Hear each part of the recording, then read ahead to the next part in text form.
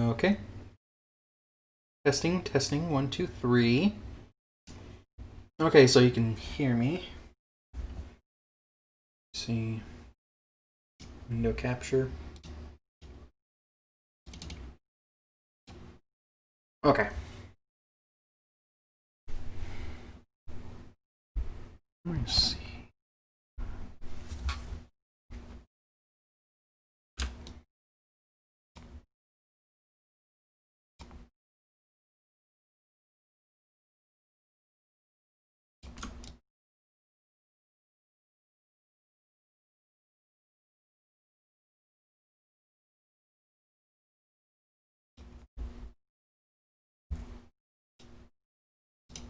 Okay, everyone. Hello, and welcome. Oh, give me camera. Hello, everyone. My name is Art, and today I'm just setting up and everything for my Twitch streaming. I'm planning on doing this a little bit more now that I have a proper computer to work from. Let me see if I can get the computer in the picture.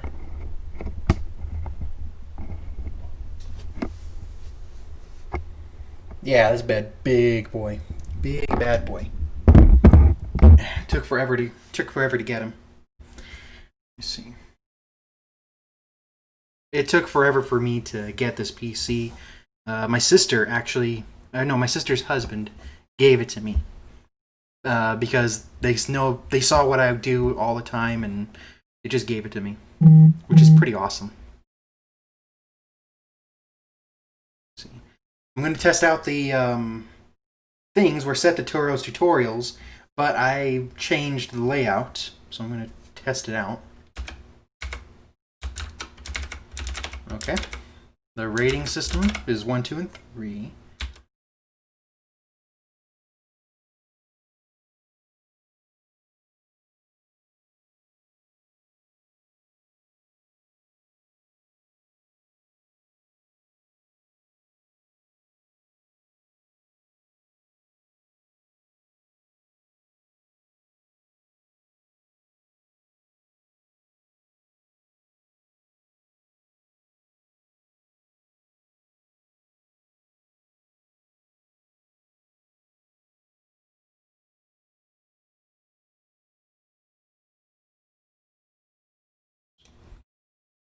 Okay.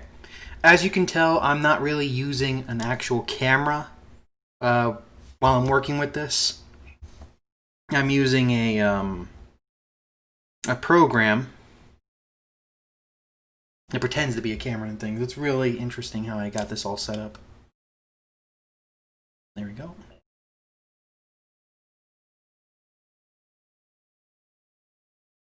There we go. Then we just close the gap on that. Move it to the corner. And that looks good. That looks really good. Better. Okay, yeah, that's good. I love how the layout of the thing is. Let me see, window capture. Okay, so it doesn't have anything to capture on the Windows side. I'm using that monitor and this monitor to do my whole setup. It's yeah, I know. It's just what I did. Okay, I'm gonna open the Game Boy emulator. There we go. Move to that screen. Open the video. Go. Okay. There we go. Open.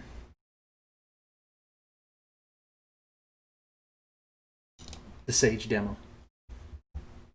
Yeah, visit this guy if you can. He's amazing. Move that under. No.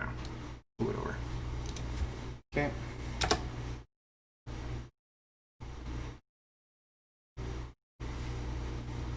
Perfect. Okay, I'm gonna just let that play in the background and stuff. This dude programmed this game for the Game Boy Advanced. and it looks amazing. Granted, it's basically just like a Wolfenstein game. No real thing other than that. But it has so much post-processing in it that Wolfenstein could never do. It even has a texture sky, roofs, a whole bunch of different things. And it's all running off of Game Boy hardware. I could plug this thing into a Game Boy and a cartridge, and it immediately would work. It's amazing.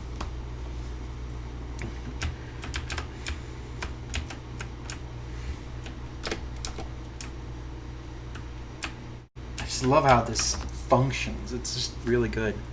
But anyway, let's let that look in the background and stuff. We're gonna switch to the mod hacks and homebrew section really quick. I'm gonna add my face again. Hello. Yeah, you can hear me. Let me see. Window capture. Face cam 2. Okay. Mm-hmm. Mm-hmm. Mm-hmm. Mm-hmm. There we go.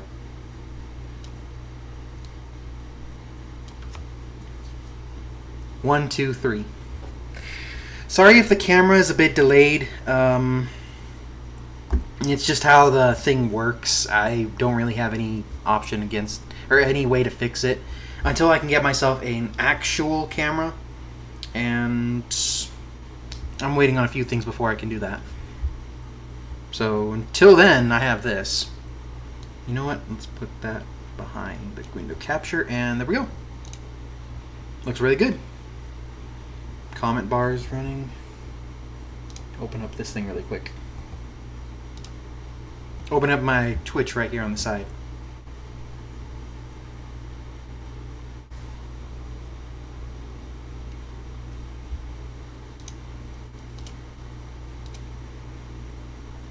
Testing, testing, 1, 2, 3. Testing, testing, 1, 2, 3. Yeah, perfect. Okay. Okay, so Twitch.com is working, the stream's up, and everything's functional. So let's get into some things. Good. Good. Good. I'm also going to be changing these pictures too, but as of now, probably not. I'll change them later when I get the chance, but for right now, okay, you know what? Yeah. Let's move that up there, and then let's make this thing bigger. The comment bar.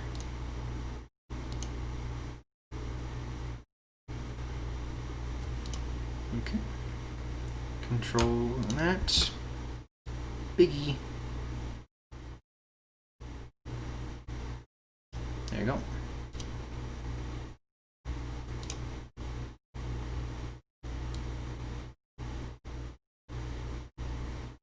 I'm going to just test the comment really quick.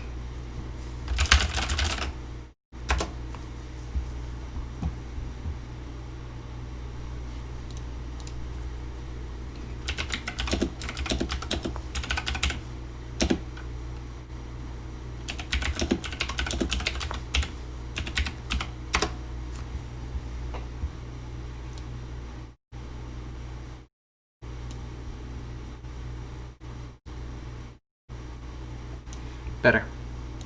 Okay. Chat box works now. Looks appropriate now.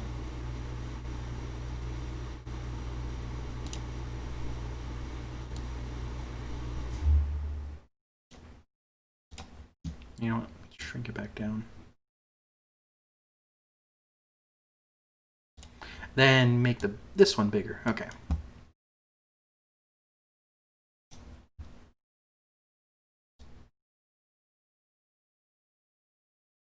Okay, that's better. That's way better. Okay, so now we have chat bar down below. All this is set up. 7, 8, 9. That's the broadcasts. Okay, you know what? Yeah, that looks way better in the front. I'm going to move this up. That's better. Okay. That one's good. That one's good. I think we're good. I think we're really good.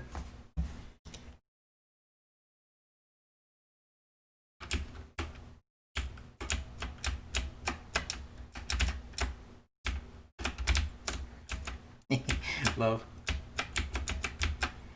This demo is amazing.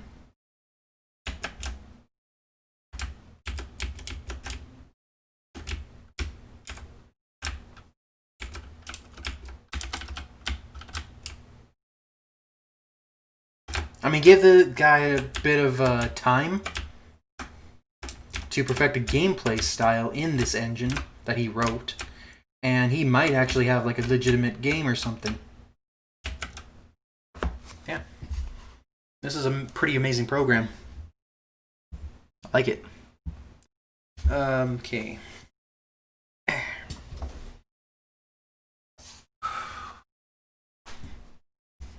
Oh wow, 30 FPS. CPU. Maybe I should use the GPU.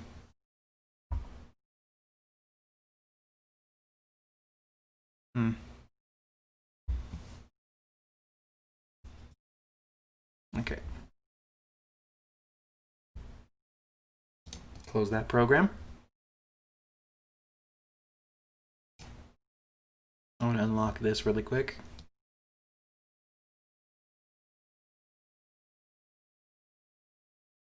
Now you see, I gotta rebuild this. Make it look better. At least make like a bar on the top and then a bar on the side, and then have this one just sit where the window is, like right here.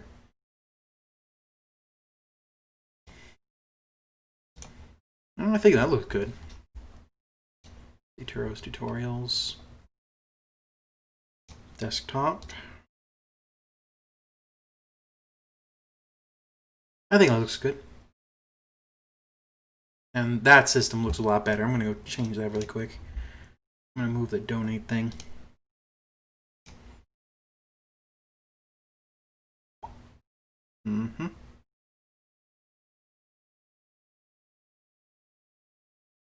If you guys want to donate, go ahead and just donate what you can. Anything, any little thing helps. But I'm not really using any of the donations at the moment. I haven't even received any. So, you know, there's that. And then move this donate.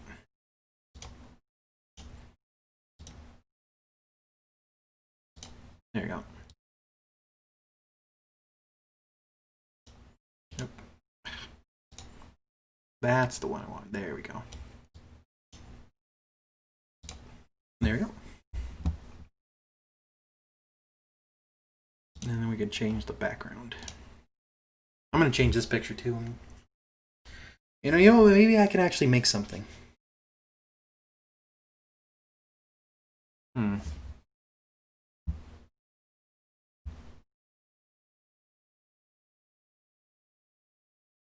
Maybe I should make like a picture of a still searching for a game or something. I'll figure something out. In the meantime, though, just fitting this appropriate size. We're good.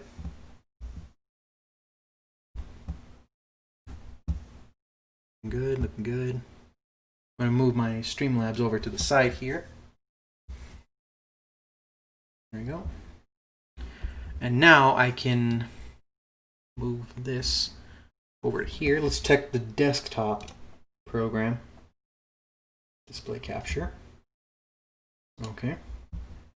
Perfect. And then, okay.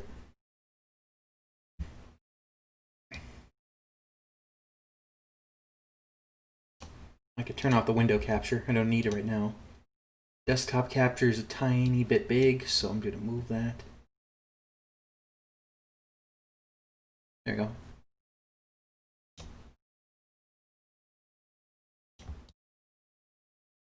Perfect. Awesome. It works. Okay, so now let's test this thing. Well, this, I mean, it's a actual PS2 game of Metal Gear Solid Snake Eater, complete with the monkey game. So I'm going to test this out really quick to see if the program does it. My computer here has a CD player from an old computer I used to own a long time ago. Okay, pop that bad boy in. Okay.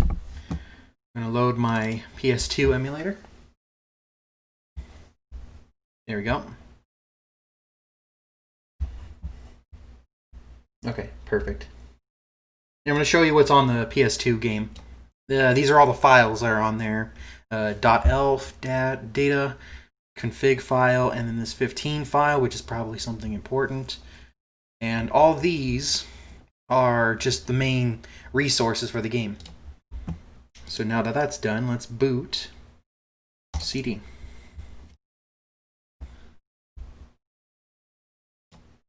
There we go.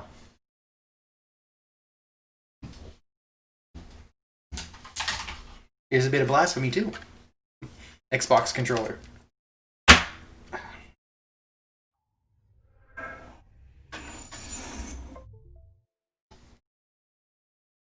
I'm going to turn off the volume on my TV so that way I can't hear it.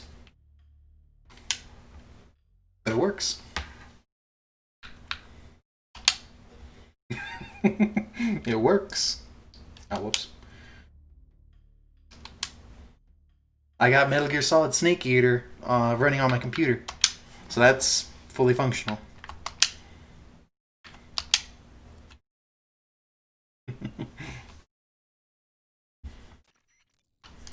Right here, let's skip it.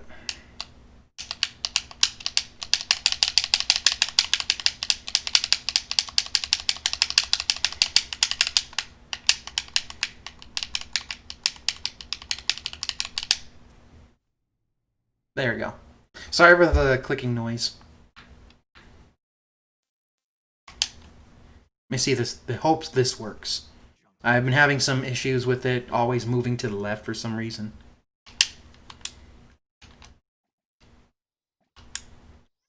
Okay. Looks great. Or as great as a PS2 could look. 3, 2, 1, go. Ah.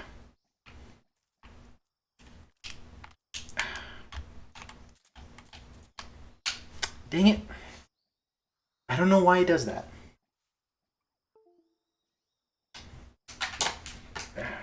Oh well. At least the program works. So I got that working. And then let me see.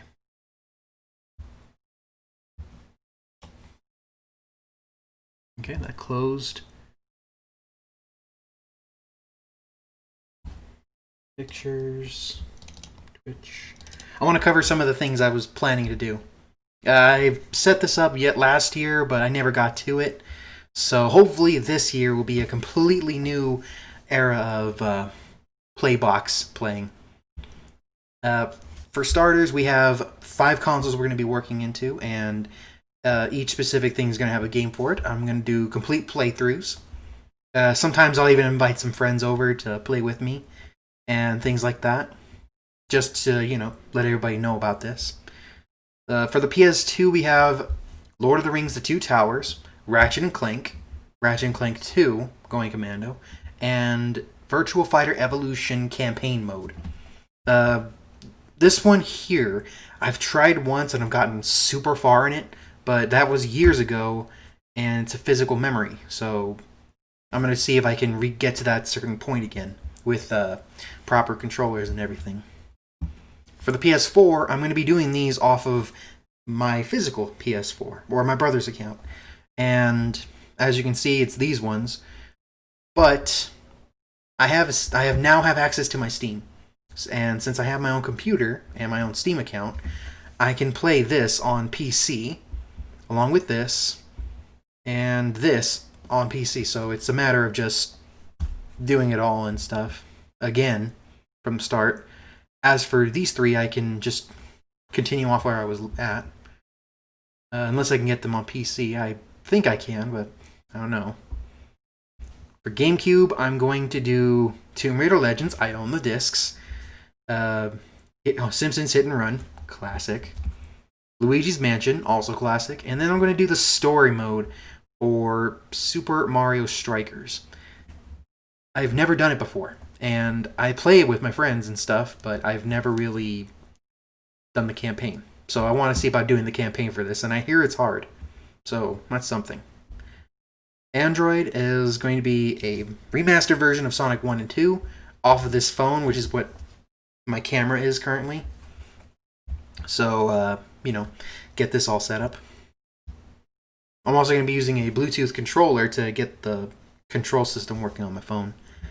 And then the PC, pretty much these old games. Blood, Quake, Blood Campaign, Quake Campaign, Duke Nukem Campaign, Heretic, Wolfenstein 3D, and of course Super Noah's Ark 3D. Oh, excuse me. I'm also going to be doing remaking one of these for 3 of my shows called Turo's Tutorials, just to get things set up and stuff. Okay, so now that we have this set up for the Playbox, let's see about my Discord. Been working on it hard, but it's been kind of crazy. There you go. I'll open it in the browser. Give me 1 second.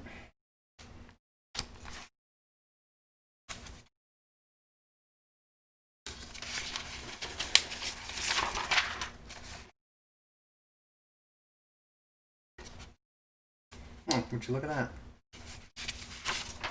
Okay. I have to do the Discord some other time. I forgot the password.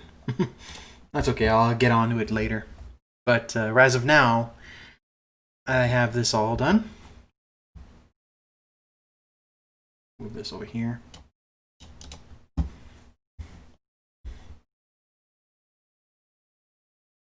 Oh, yeah, let me see.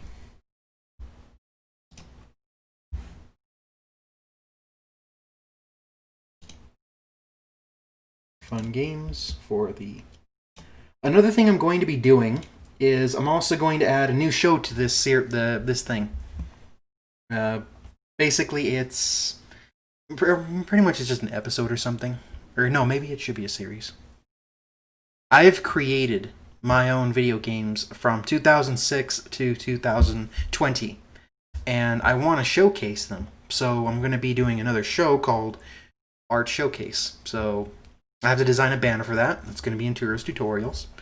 I'm going to be designing, or I'm pretty much going to be just showcasing all the games I have here. Let me see if I can hide the navigation plane. And then, let's see, hide the extensions, names.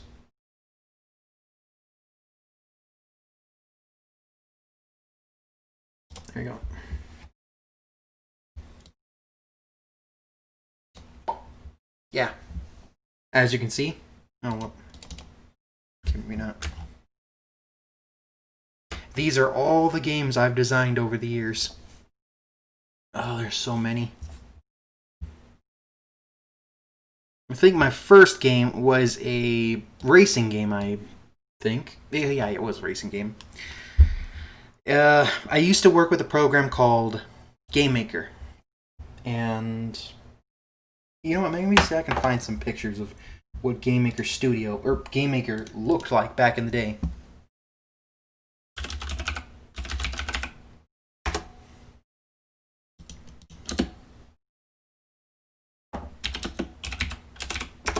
I used Game Maker 6. Yeah, there we are. Let me show you what that looks like. Yeah.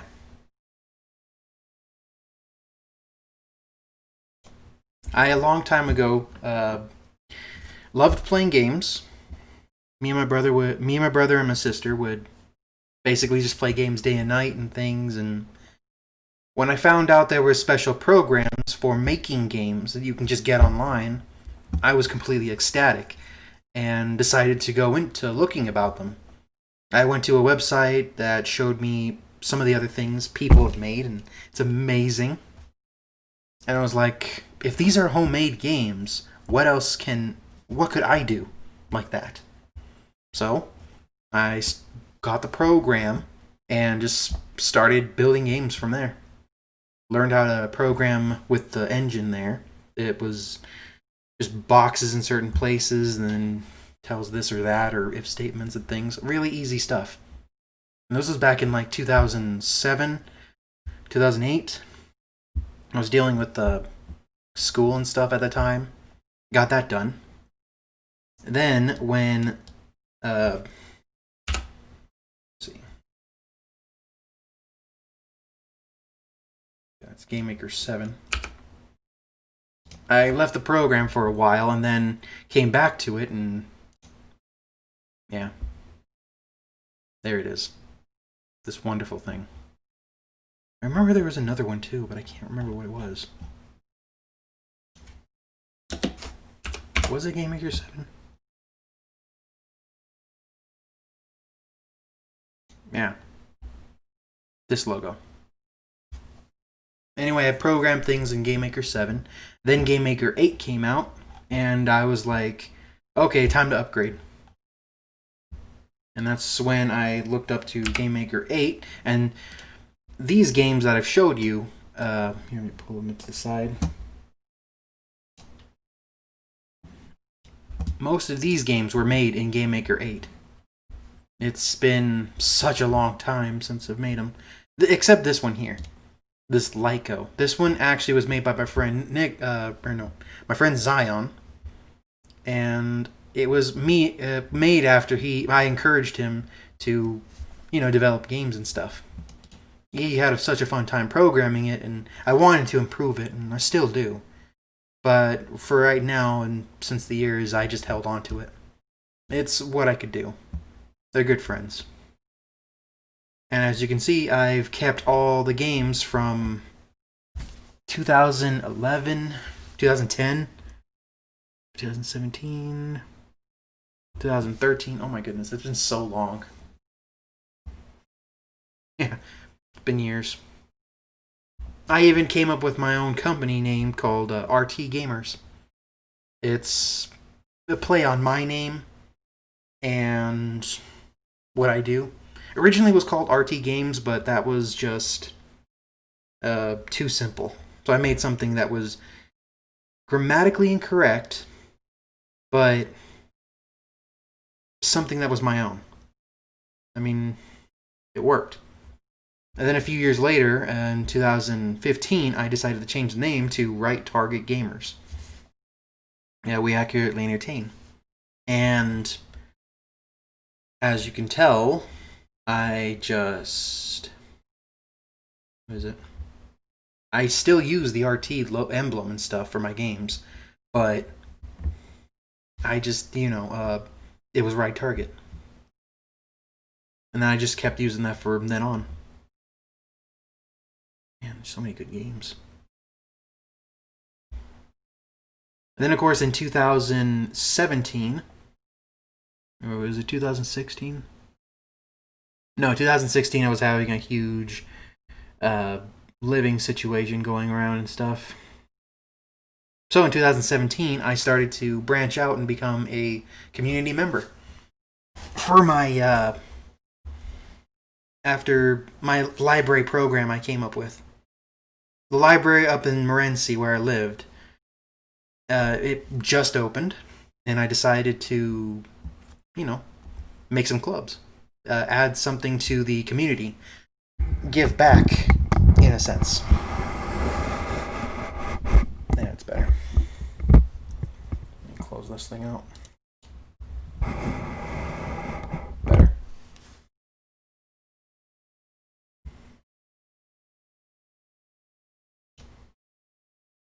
Yeah, I gotta make another one of these. You probably didn't see a thing, so sorry about that. Now you can see it now. Let me see if I can... It's better. There we go. These are all the games I've made from 2010 to now, 2021. I'm still making games to this day. I plan to, probably sell something one day. Something fun. I've been working on games forever, and I think I've actually showcased a few of them on my YouTube channel and my Twitch channel. So if you guys want to see any of the previous Twitch videos and things like that, you can just visit my, I guess, link in the description, or there, right there, down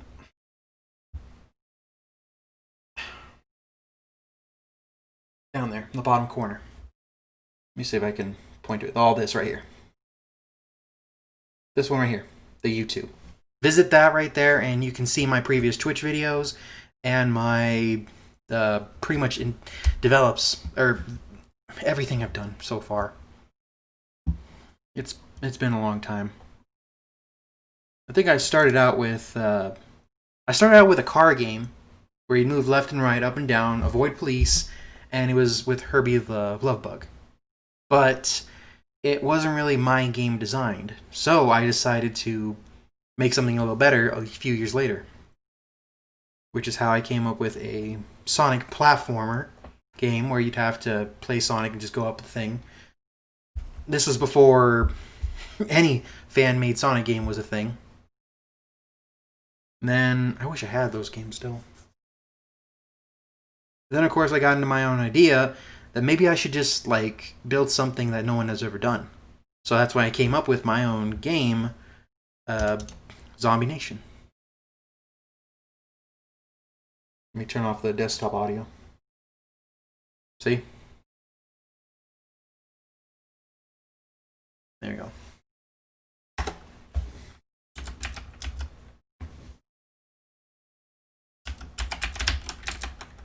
There you go. I use stock assets. There we go. And this is a twin stick shooter. You press a direction to shoot and move in a direction to move. They're really simple stuff. It was a zombie shooter game I just came up with out of the blue one day. It's supposed to animate, but I never figured that out back in those days. I probably, if I rebuilt this game, it would, be so much better. Man, whoa. Even back then, I understood how a game works. The point of this game is to get through the level to the end of the ship and stuff, and then make your way out. Really simple idea, and if I could, I probably could remake this game in Quake or Doom or something.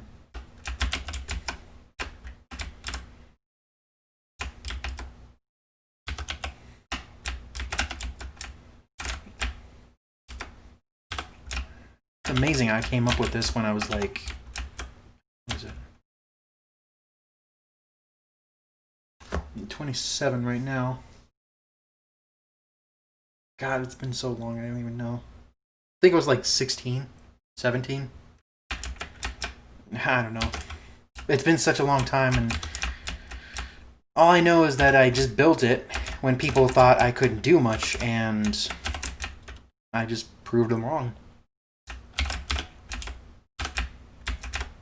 Really, the idea is that you can build anything you want. You don't have to have a degree or anything for that. If you have the idea, you can do it. Just figure out how to do it. And there's tons of tutorials that you can just listen to.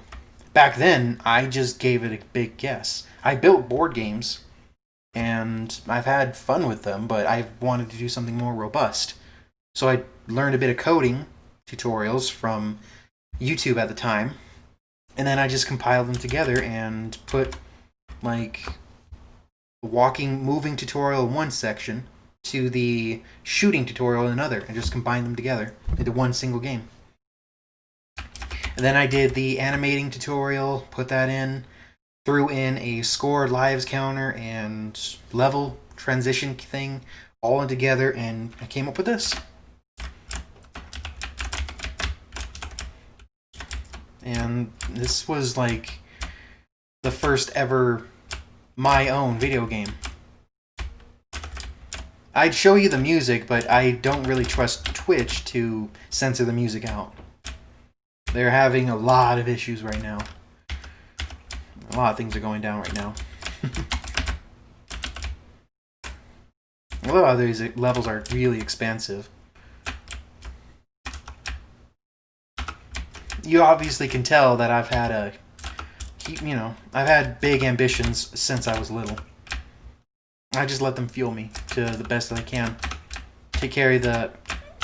Have my ambitions just take me anywhere I wanted to go. If I dreamed of it, I just did it. I still am like that a bit, too. I mean, it's the reason why I went with a Twitch account stuff and did all this. Yeah, there we go.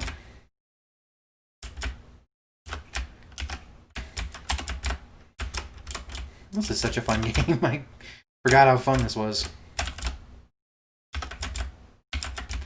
I'm really going to have to remake this game. Make it available for everybody to play. Oh. Okay, so there is a story to this, too. I couldn't show it back in the day because I still was learning how to build games. But what it is that an evil scientist named Dr. Mendoza is taking a bunch of dead bodies and retrofitting them with a bunch of robots to create these zombie robot hybrids, who then wants to take over the world. He's already taken over most of Mexico, and in this game, he's in the United States. So you have to go and, go in and stop him. And the first level is pretty much as simple as that. Make it to the craft at the end of the mission. Oh, oops. You talk to the pilot. Turns out the pilot is actually a robot. They were all captured and things. Oh.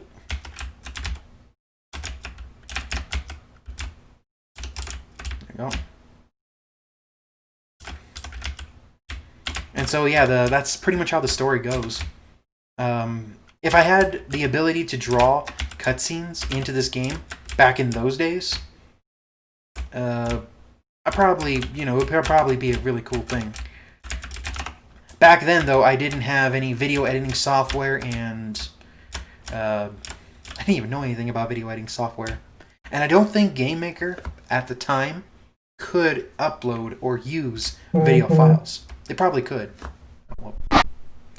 There you go. They probably could, but I wouldn't know. I've never messed around with it that far. Because as soon as I started making more games and stuff, I just, I had to change the engine. GameMaker 6 was outdated, so I went to GameMaker 7. And as soon as GameMaker 7 was outdated, I went to GameMaker 8.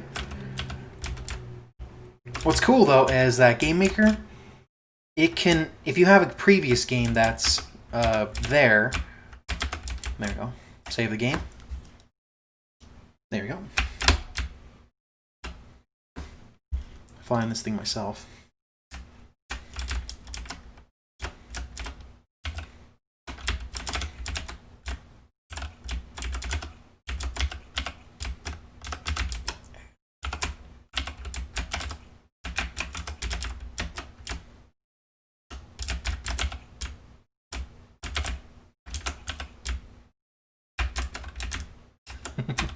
Sorry, I'm just having so much fun. It's been years since I've played this game. Oh, shoot. Crikey. Plane's taking off. Beaches are closed. Here's the dock. Let's get them.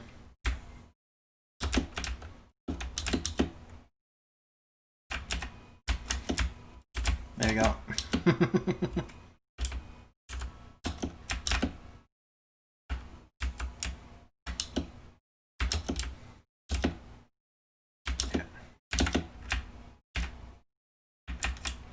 As you can see, I had a lot of ambition for video games back then. There, got him. Darn, he landed in the forest. I have to go there again.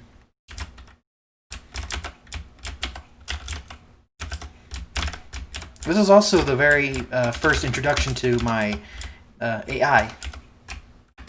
What these things would do is that if I got to a certain position, they would seek me out and then move around other objects to get to me. The way GameMaker worked back then, and I think you can do it nowadays, is you just simply set up this line of code, put the parameters in, and then just load the code to do everything. Back then, you just use a bunch of squares and stuff to make the code happen, and nowadays, you just type it. This was a really interesting system back in the day. I think it's still the same now, but a little more complex. But needless to say, this was a perfect introduction to video game design. Save the game. Okay.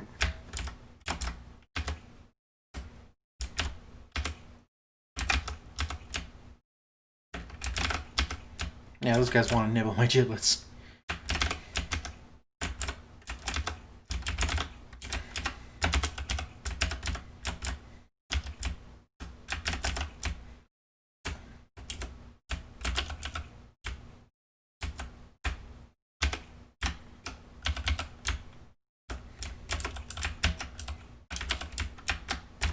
I surely should remake this game someday.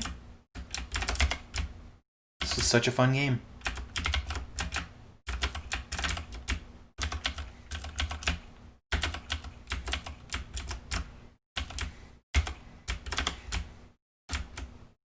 Actually, no, I'm not going to save. Let's go into lab.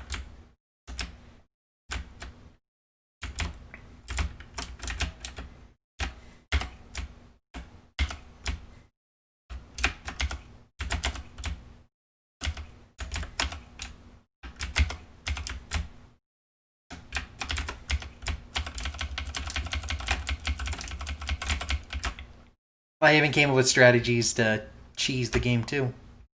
Back in the day. Amazing, isn't it? I think one big influence that was for me for this kind of game was Zombies Ate My Neighbors. That was such a great game. And I took a bit of that inspiration to build this game. There you go. Evil Doctor's in the Snowed Mountains. Have to go there. Oh, yeah. It's supposed to be that he has a tank on the other side. He shot a hole, and so now you gotta make it to the tank. Ow, ow. There we go. It takes care of that guy. On to the Alps.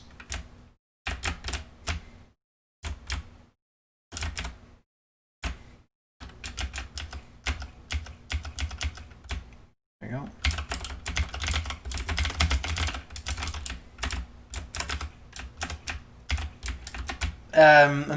There's a few glitches in this game too. Like, certain enemies won't move towards you if another enemy's on top of them. Back then, I couldn't tell which enemy was on which layer and stuff, so it was just a matter of, you know, doing stuff. Or it was a matter of just putting it in the room. There we go. For this section, I actually wanted to come up with a good snowboarding section, but I couldn't figure it out for the life of me. If I were to remake this game, which I'm still doing, by the way, I'm going to definitely, you know, do it. Ah, this sewer level. Sewer levels are really important in video games. Why would I want to forget it? Of course, this is an abandoned sewer level.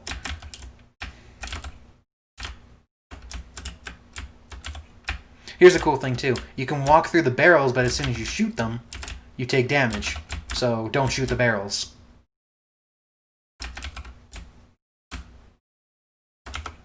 Ow! Oh, I died.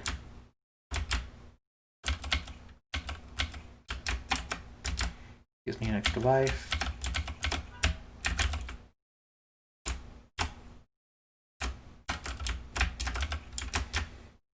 What's a bummer, too, is that they don't even kill the zombies. They block them, but they don't kill them.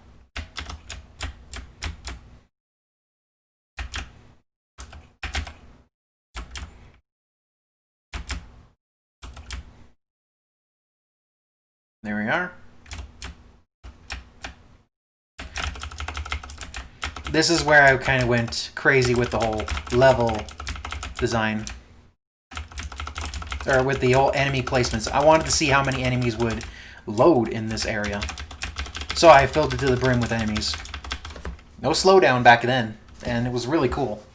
One of my triumphant achievements. And as you can tell, I just drew the desk's models, or my own design. I just, drew a picture of a desk with a bunch of papers on it and stuff. And the computer desk over there is also my own creation too. Some of these, I think I used them from like a website that just gave them out for free. It was like a free resource or something. I think it was the Spiders resource, but I don't remember what game this came from. I also just used edited the zombies to be. They're pretty much the player, just looking different. There we go.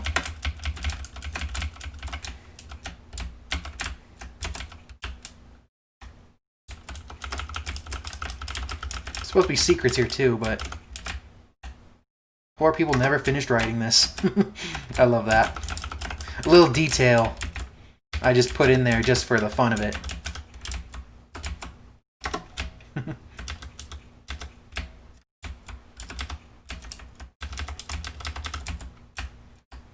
Okay, save.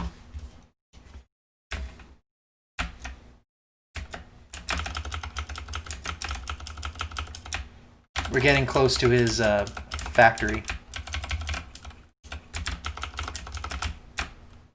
This is a pretty lengthy game. I love how I made it back then. I'll provide a link to download this game if you guys want to play it. I don't know why. Pretty soon. I'm kind of working on a website right now to get all this stuff done and put even my videos from YouTube onto it. Since YouTube, I don't really trust it anymore to, hold everything. Can't really trust a lot of things nowadays. It's a bummer.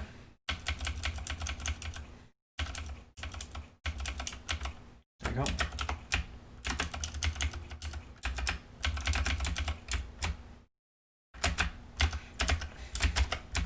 I think that's what made this game so fun. The fact that you could just shoot the zombies and stuff. I would definitely love to program this back in the Doom engine. I've been practicing with programming for Doom for some time, and I even almost taught a class on how to program for it, and I was this close to getting the class actually approved, but because the coronavirus, let's just face it, I never got the program done. Even my special event I did up in a local town, Safford, it was canceled. The Comic-Con. I was going to come up with for the release of Doom Eternal, I was going to do a special festival called Doomfest up there for the release of the game. And whoa.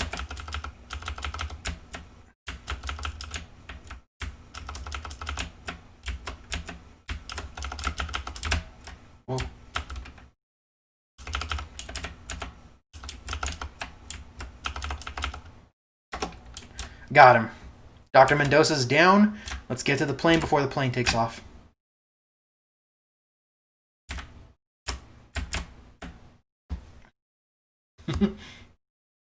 With the evil doctor gone, his robot zombie army, base destroyed, I head home.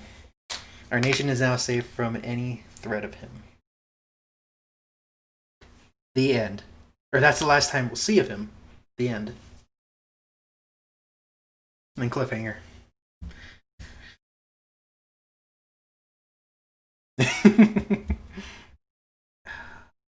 God, it's so long ago. I love it. Thanks for playing. I'm glad. I hope everybody liked that. It was a really, really loving effort. If only I could release it. Wish I could release it. But I did that, and I came up with a game called I Love Dancing. It was supposed to be like a Dance Dance Revolution game, but then the models would dance with you. There we go. I even programmed this program here to try and, you know, try to replicate it. But I couldn't figure out how 3D models worked back then. It wasn't until I learned about skeletal animations that I was like, oh. And of course, back then, the only program I had for 3D was this free GameMaker 3D program. You tell it a bunch of vertice points, and you just line it all together and stuff. It was a really big pain. It was homemade. It didn't really work that well. That's when, a few years later then, I learned about Blender. Okay, I'm gonna... Oh, and this one too.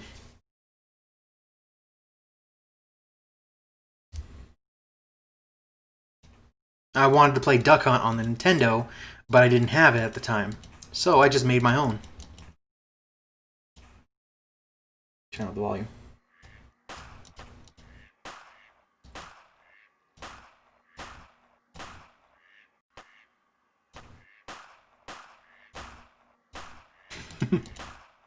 Really simple.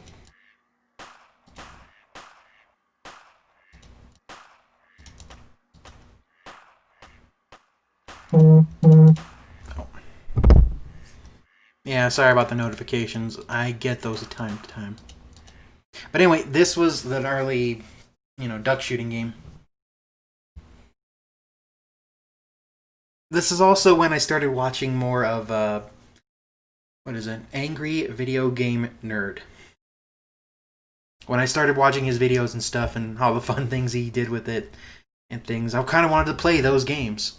So if I couldn't get them, I just make them myself. And that's exactly what I did. Let's see, 2010 rolled by, and then... oh, another thing I did too was that I wanted to figure out how to make game controllers work on the computer. So I came up with these test programs. Originally, I was going to build my own controller, but I didn't understand you need a JAMA board or whatever to do it. So now, there we go. My assumption of how this thing worked is that I would just use a keyboard controller, but with modified buttons. And if I could just figure out how to do that, I could then plug it in and use it as a controller. Directionals, A and B, start for the 2-button controller. And then for the, where is it? 12-button controller. This was a big achievement for me. Yeah, it's so goofy.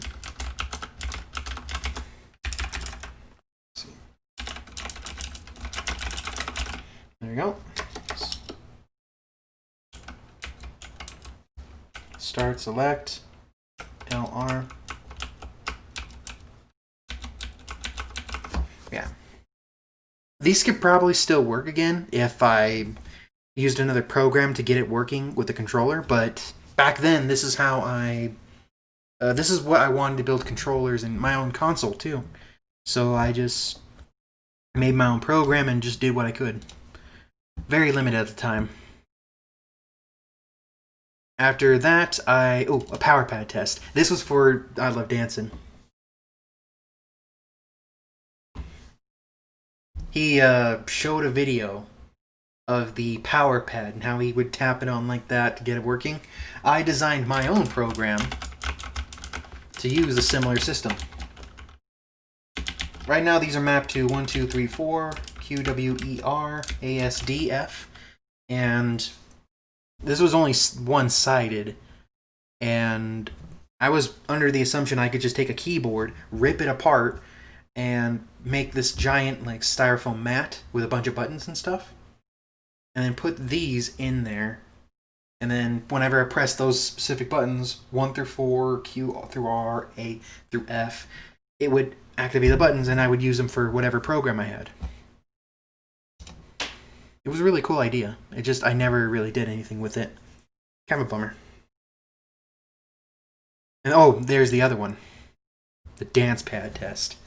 I also learned about a thing called Stepmania. Yeah.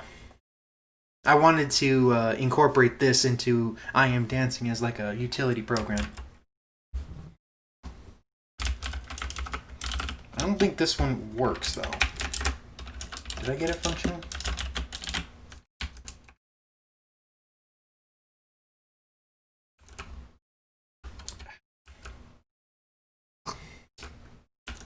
There we go. I don't want to test this out that much, though, but this would use the number pad, which was an easier program to, an easier little device you can get for a computer. No sweat. You just gut it, get some paneling and some styrofoam, put the buttons part A, part B like this with the styrofoam in the center, a hole. You press down, it connects the two, makes the button work. Really simple stuff. And I came up with this in 2010. It's amazing. But it currently uses these buttons, so I can't really play with this controller that much. It's a bummer. No, it work. It does work, though. And I was going to use that for the thing, but maybe some other day. I have tons of time. Can we see? Then 2011 came, and I was thinking what I could do. I think back then, one thing I wanted to see desperately was the movie Tron. I found a company known as Rogue Synapse. Really cool company. They created the Space Paranoids game prior to that, a few years ago. Before that, 2011. But I was so enamored with the Tron series, I wanted to make something about the new movie that was rumored to come out back then, Tron Legacy. I had no idea what it was about, so I just made it my own game. I'm going to take a look really quick. Okay, that resets it. I don't think those guys do anything. That was a test of the AI system.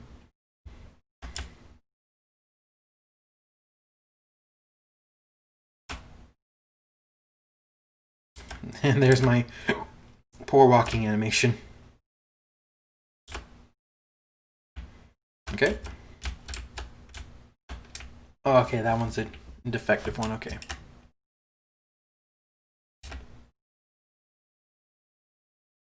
Oh, and then a friend of mine, his name was Josh, showed me a game called, what is it? Tron 2.0. It was supposed to be a sequel made for the PC for the movie, but they scrapped the idea for it, and it's a really good first-person shooter. I'm actually really proud of this engine. Technically, it's two different engines in one game.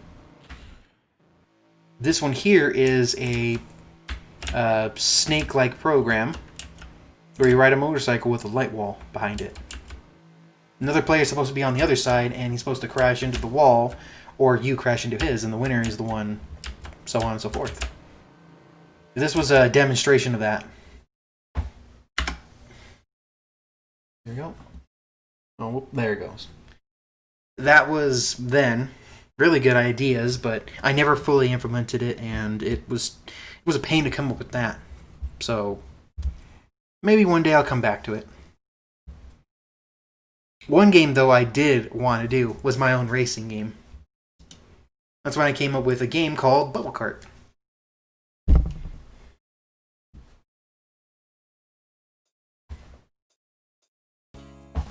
Oh, I can't. Oh. Yeah, sorry, folks. I'd love to play the music, but one, it's copywritten. It's a MIDI file of Heartbreak.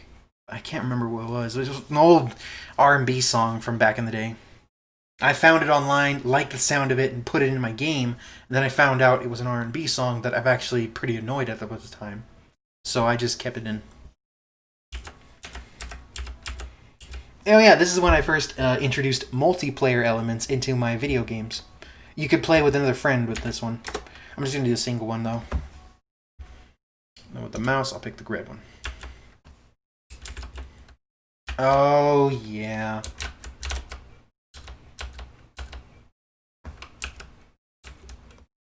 No. Hmm.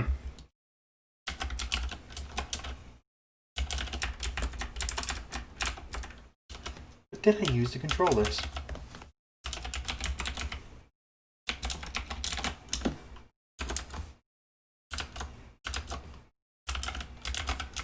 Well, this is obviously a very bad moment.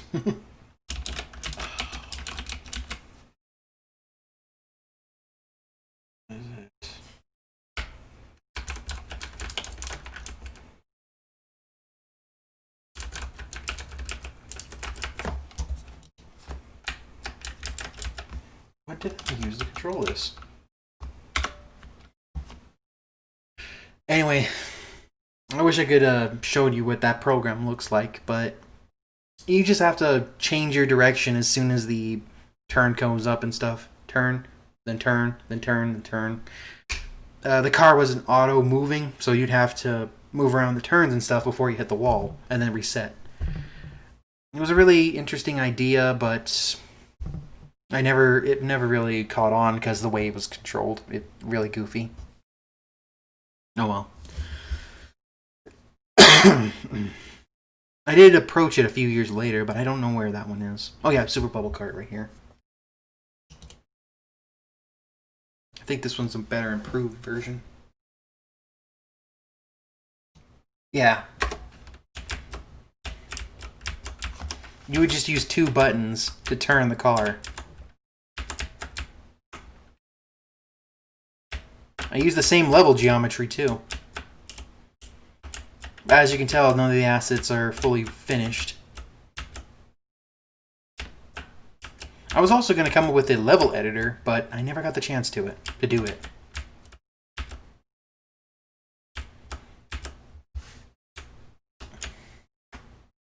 Oh, and that's supposed to be a lava level, but GameMaker was messing up on me. Also, this is when I switched from GameMaker 7 to GameMaker 8, as you can tell from the weird drawing effects. And that's the end of that level. Same here. Let's see. Oh, and then I learned about the Angry Video Game Nerds, I guess, copycat. His name was he's still around, the Irate Gamer, and he did a video on Space War, and I was like, wow, that looks really cool. So I made my own version of it. Let's see. Loading. Steve Russell, programmed by RT Gamers Incorporated. Spacebar to play. And this one actually is a legitimate 2D game. I took an Asteroid tutorial and decided to just, make it my own.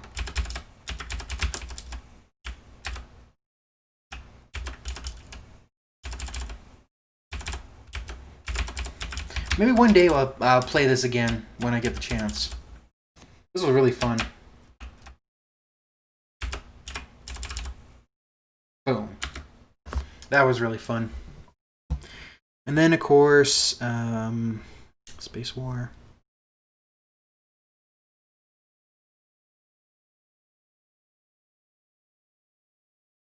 Of course, these simple games is something I wanted to improve on. I wanted to do something a little bit more robust. I also found at the time on YouTube this really cool tutorial on how to play the game Metal Gear. Before Metal Gear Solid, which I loved at the time, there was apparently a computer called the MSX, which had Metal Gear on it. Konami signed a deal with them to license a few games. And in North America, the game was released on the NES, but it's not the same. It's way different. The one on the MSX is the best one. But anyway, I wanted to port it to PC, so I took a jab at it. Working on it. Okay, there we go.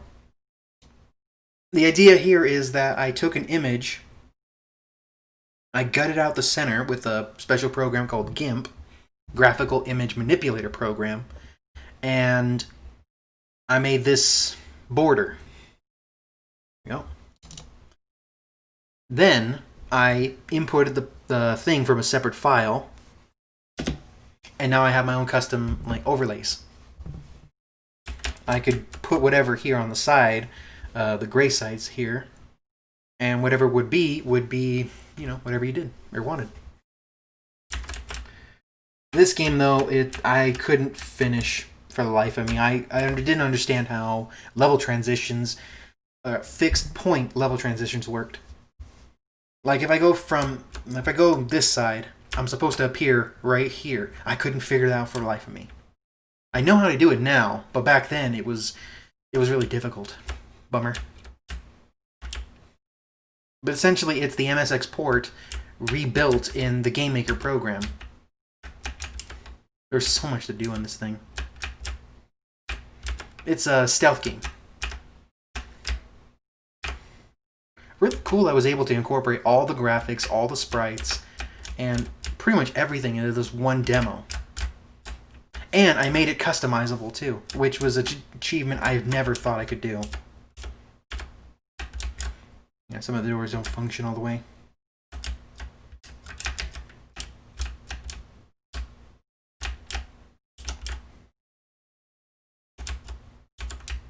Yeah, that's this door right here. As you can see, it's a huge broken thing.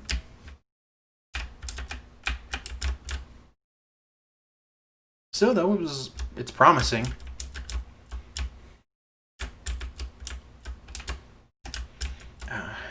One day I'll rebuild this game because I really like this game. Yeah. See you later. Such a good game demo. But anyway, let's see. Oh, and I also got into I used to love playing Yu-Gi-Oh, but I wanted to play like a PC version. So I designed my own card game program to see if I can try to rebuild the game.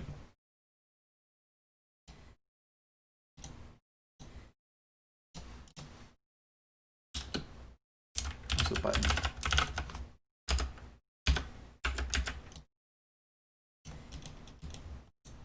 Oh, okay, middle button.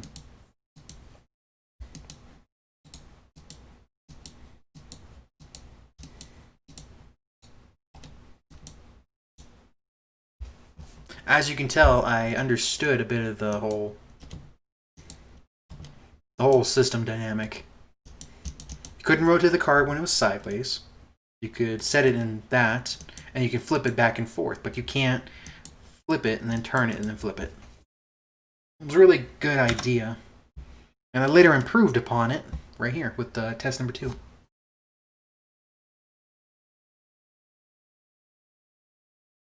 Oh yeah, and this was for Digimon too.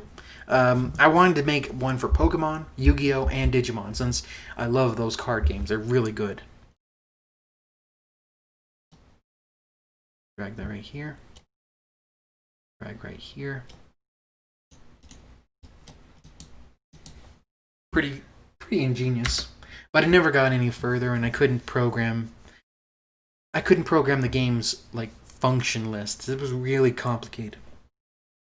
I still don't understand how to do card games that well. But what can you do?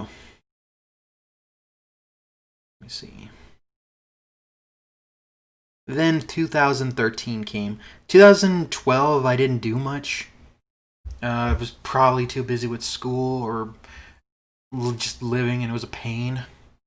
2013 rolled around, and I decided to come up with a homemade day and night cycle. I think this was one of my best attempts.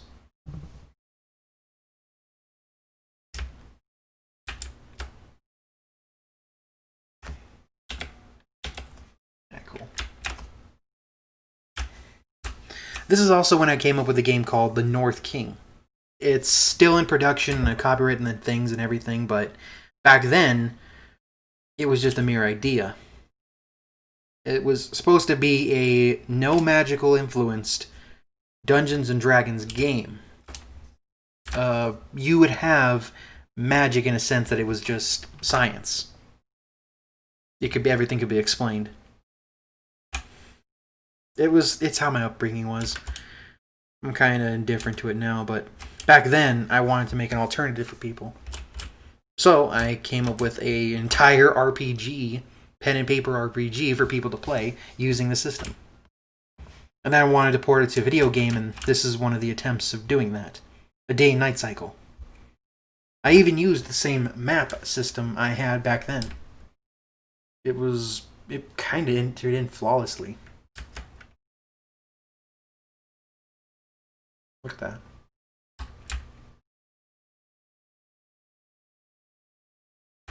I even came up with this special transparent tree collision thing where you can see through the trees when you pass on the one side of them. But if you try to pass through the top of it, it would just overlay it. It's a little bit, finicky for a bit. Ooh, nighttime. I love it. That was a good game. There you go.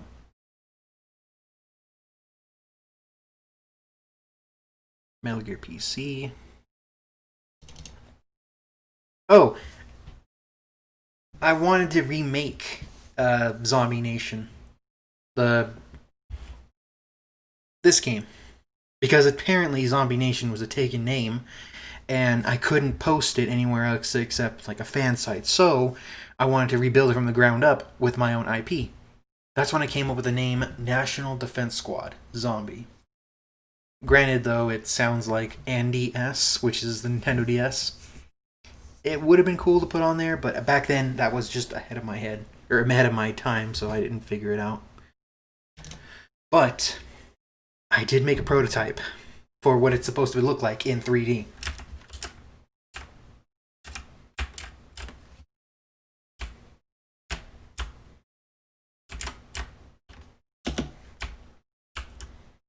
Working counter. The radar system's supposed to work, but I never got it functional.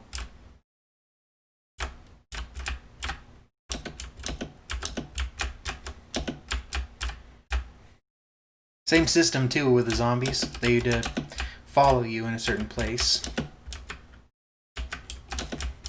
I love the UI design. Really cool looking.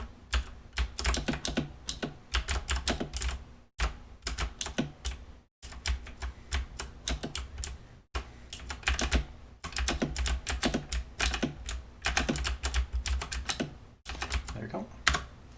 That was pretty much that. I even came up with a level maker. I would have a separate program which would let me build the level in chunks, and then let me see if I can find that really quick. Oh yeah, 2012. I missed this one. This was my first attempt at building a program within a program. You'd have the single player mode here, and this is 2012, by the way. I was thinking I could probably make this game better in 3D, and this is the first ever engine appearance of this thing. Love the design. Level editor. Yeah, it doesn't work. Single player, new game. Then would load the single player, and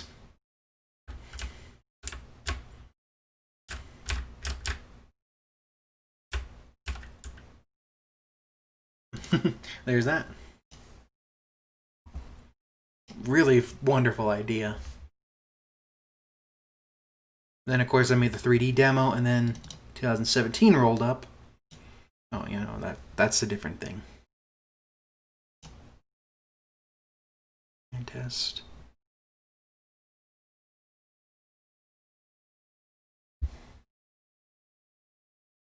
Oh, yeah, Viceroy Coaster. I was getting into Doom. I was realizing that Doom is actually an incredible program, and I wanted to build my own version of it. And GameMaker was messing around with like X and Y coordinates, but no Z coordinates. So I was thinking, what if I could make my own game that's a first-person shooter? That's when I came up with Viceroy Coaster.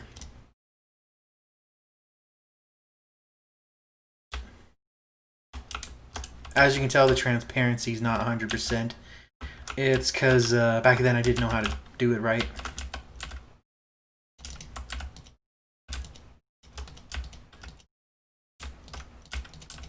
Back then, this actually slowed down my computer, a few computers.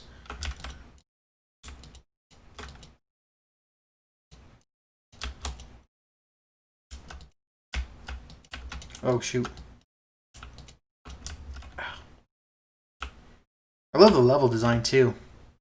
The reason why it took up so much data is because every cube you see here happens to be an actual physical object.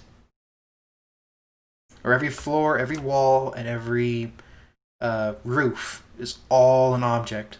Or like one separate object. And then you can see how many objects I have in this room. That just overloads the CPU at the time.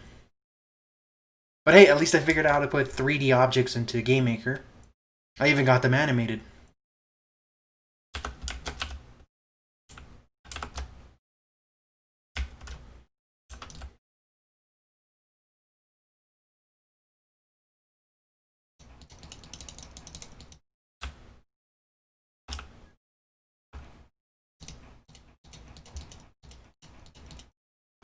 There's so many.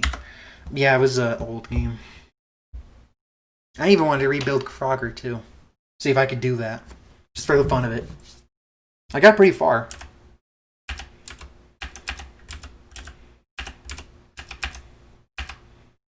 As far as I could get back then.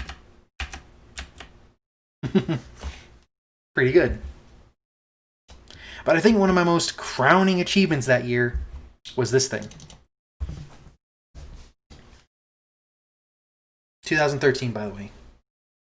This right here is a coin-operated button system. In GameMaker, you could set it.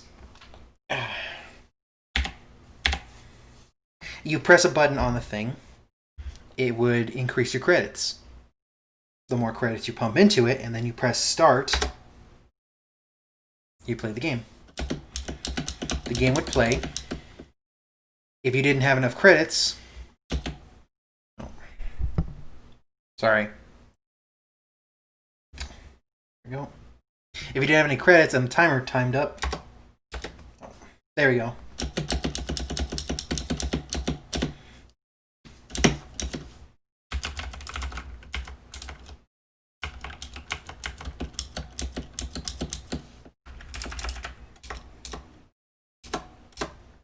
Game over. It was ingenious, and it's how you make an arcade system function. Video games back in the arcade days had to require you to pay for them to play, so they make them super difficult with this system implemented, so that way you put in more quarters if you lose. The more quarters you put in, the more it would fuel the game, and the more it would go to R&D and more games that come out. It was a really ingenious system, and it worked so well. It still works. It's just now in the middle of a pandemic, it's not really going to be something, common. Plus, we got video games, or console games, PC games. There's really no point to it anymore. But I came up with this system because I wanted to make my own arcade games, like Pac-Man and things like that. Of course, that dream never came to be until a few years later.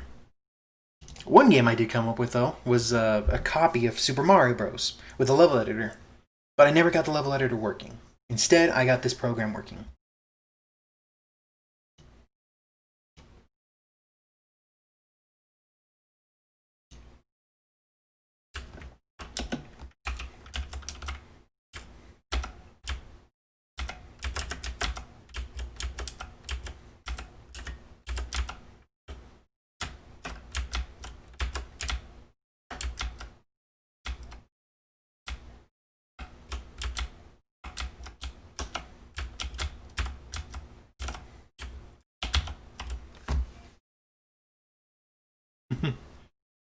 It's supposed to be my own interpretation of Super Mario World.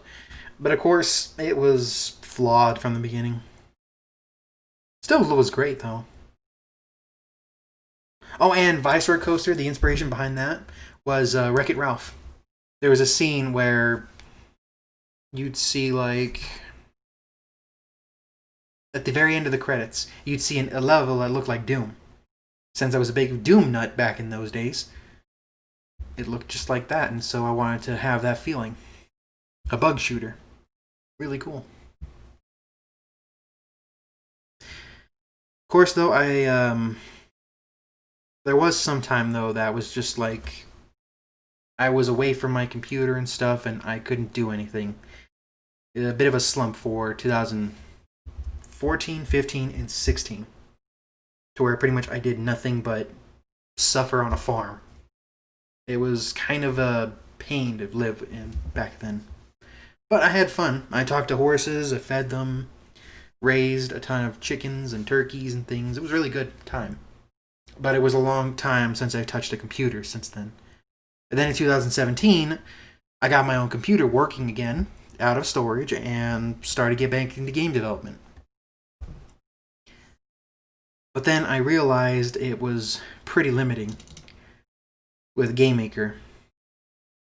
The last GameMaker game I ever built was this one,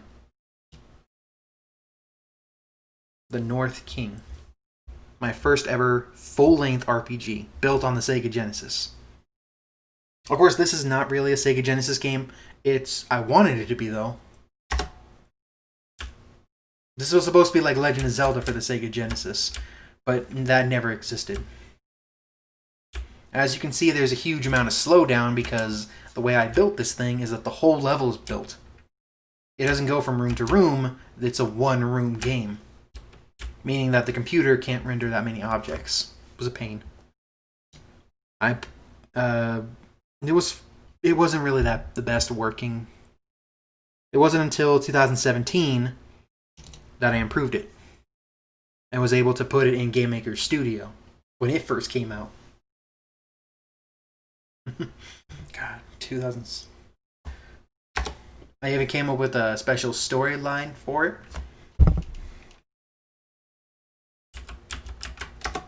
And then, as you can see, it runs a little bit more better.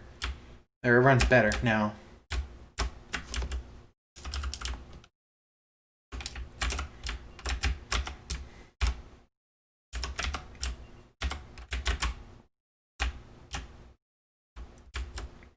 Point of the game is to collect 4 gems to free a princess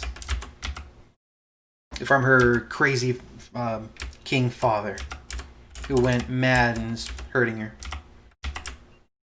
So it's a really fun game. Okay. I was originally going to put like a buy your ammo kind of thing in there, but I never got the chance to. And I gave myself a timeline of about a year to finish it. It was really easy too. I even have all the paperwork behind it too.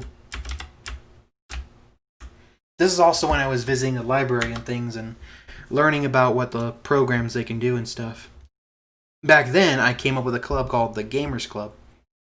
And we would just take a bunch of board games and just play it with the friends and family. It was like a board game night. Then I got to the idea of what if I used my computer as an arcade machine and just plugged a controller in, wiped it down, did all the stuff, and then plugged into a TV. Because the library was so accommodating, that's what happened. Let me see.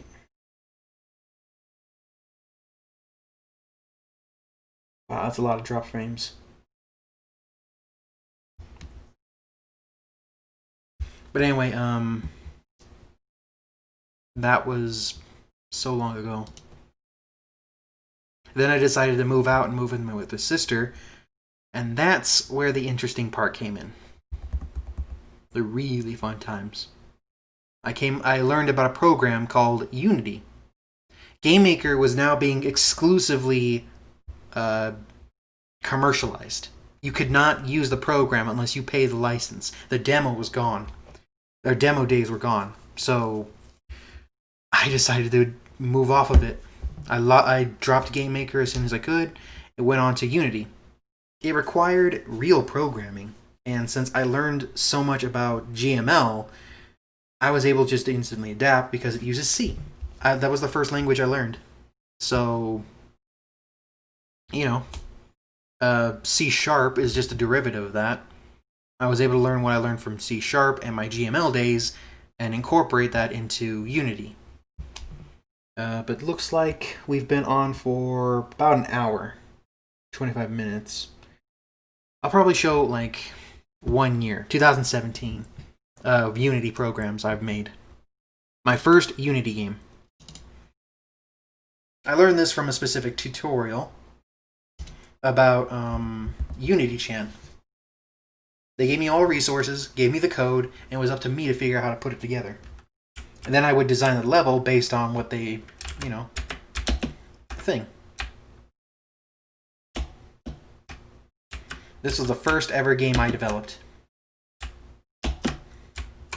There we go.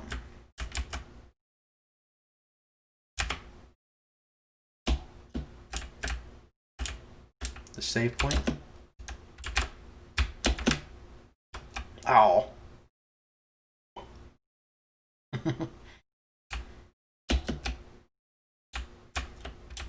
This helped me to understand how to program for Unity.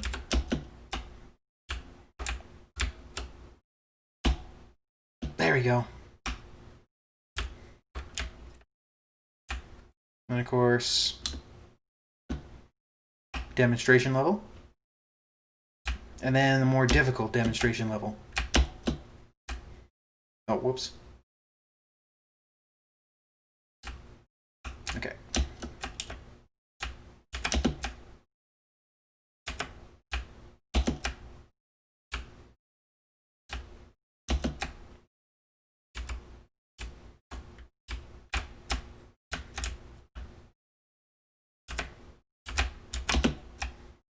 You could probably find this tutorial, as of now, on YouTube.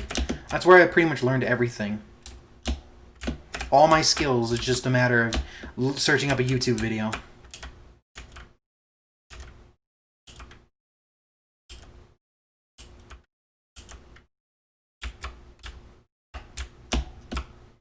There we go. Yes. Oh yeah, this level.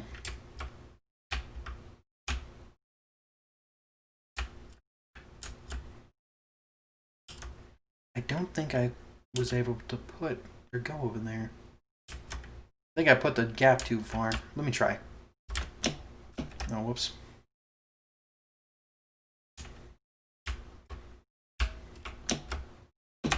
Okay.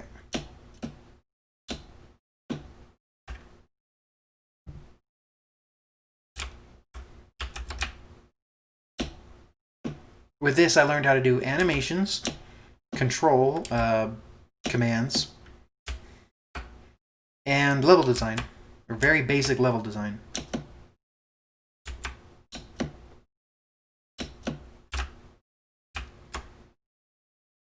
The camera movement was all automatic. I just copied the script and things like that. But that's that game. My first ever Unity game. And then, the one thing I didn't like about Unity was always updating. 1 month I'd be okay, and then the next month it would be whatever. Just another version. Download this to make your games better. And so on. Next game I did was the racing demo.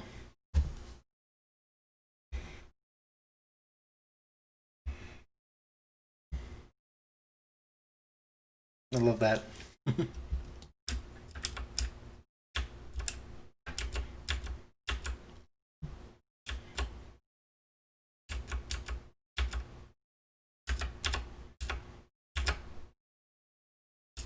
I wanted to make games like Gran Turismo in Unity, and since Unity is a 3D program, it was a matter of just figuring out how to, get it running.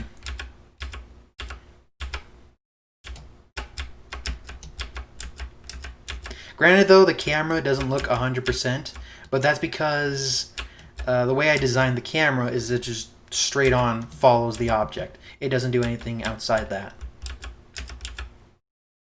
Really, really basic. But it's amazing how, I came up with this. But anyway, there's that. Really easy game. I did nothing with it, sadly. It was kind of a bummer.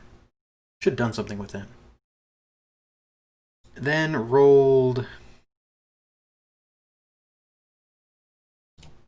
Oh yeah, I wanted to rebuild National Defense Squad. My old, Zombie Nation game rebuilt in Unity. Because I heard it was a better program to do it in.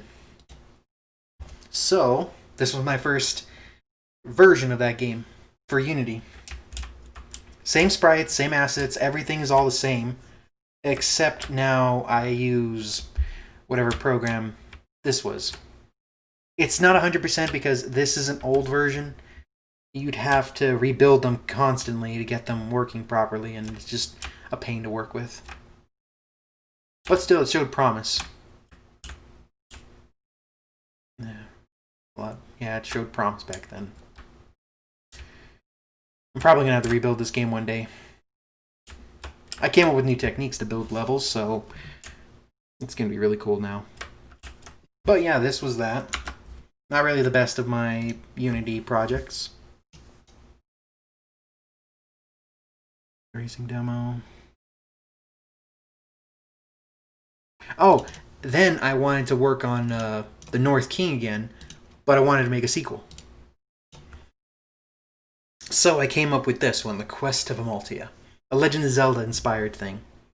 The North King is Legend of Zelda, inspired obviously for Sega Genesis, but this was going to be inspired by Ocarina of Time. This is when I learned about Mixamo. I started doing YouTube tutorials about it too. You can find that on my thing right in the corner right here. You know, actually, this uses a controller. So I'm going to take this.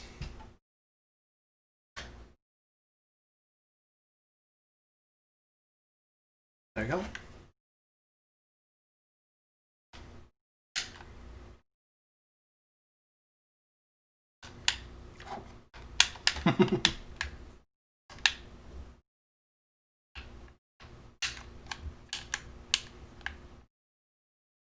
It has a very basic resource pack for animations, and so I used the resources and stuff to build my own game out of it.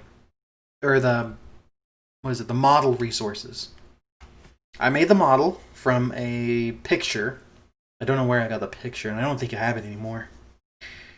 Made the model, hooked it up to the Unity assets, or Unity standard asset human, then added my own sword model and shield model, and then I took the Legend of Zelda model to see how it looked in this game.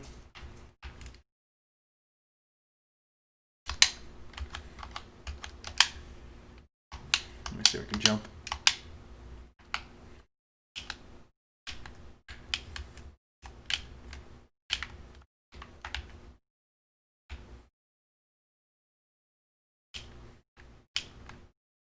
There's so much I wanted to do with this game, and so much ambition.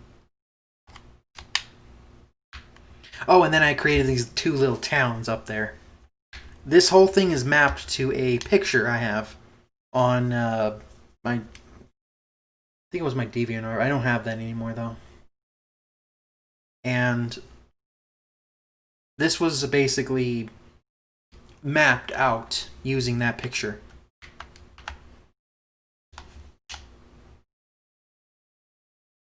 It has some promise.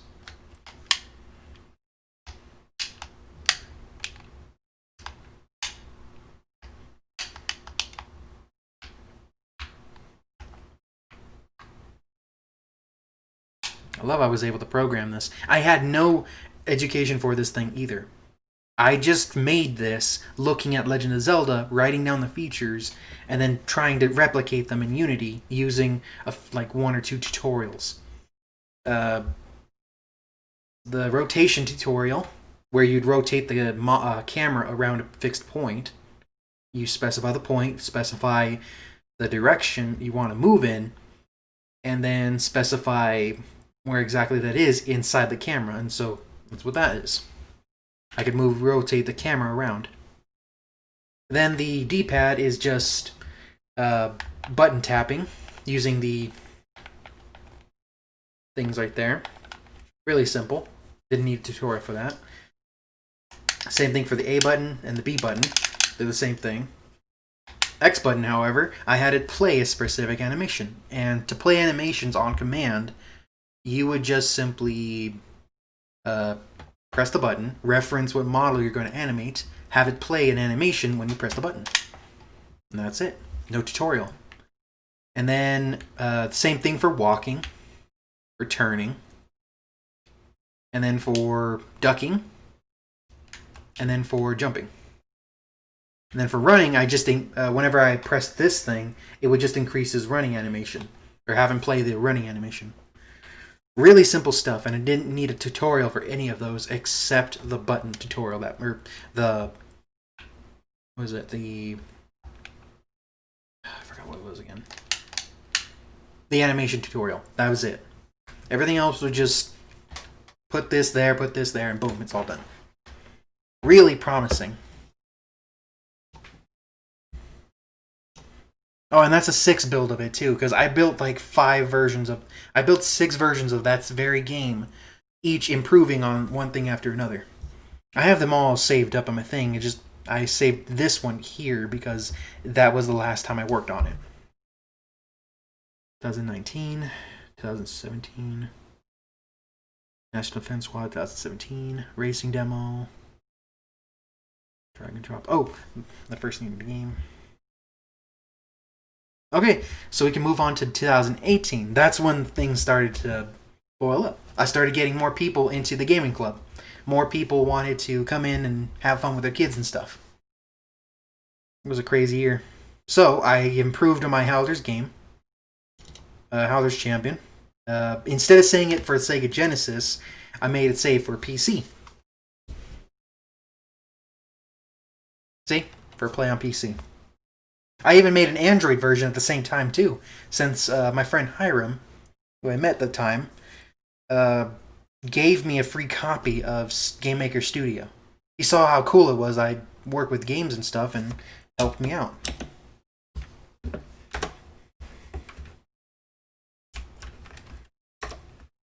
And so, he helped me get the program. I redesigned the game for both PC, Android, and I wanted to do Mac, but I couldn't figure out how to program it.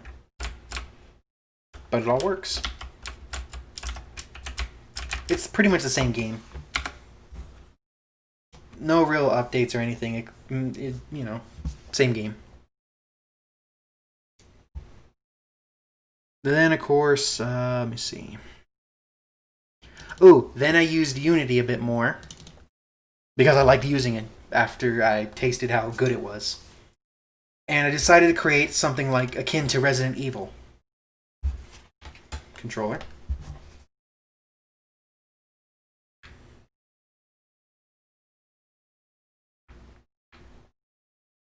I even gave a tutorial on how this works. Here, I can actually tell you right now. This hallway right here. Let me see. Yeah, you can see my mouse. Right here are 2 objects.